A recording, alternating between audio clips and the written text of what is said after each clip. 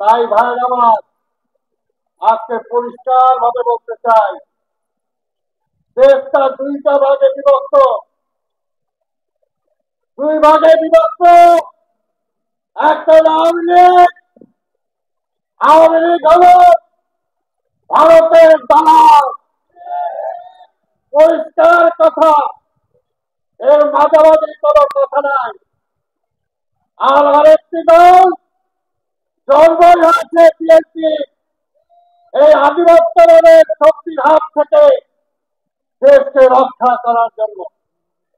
যখন আওয়ামী লীগ শেখ মুজিব গণতন্ত্র খেয়ে ফেলেছিল, স্বাধীনতা খেয়ে ফেলছিল, তখনই জিয়া রহমানের আবির্ভাব হয়েছিল স্বাধীনতার পরে।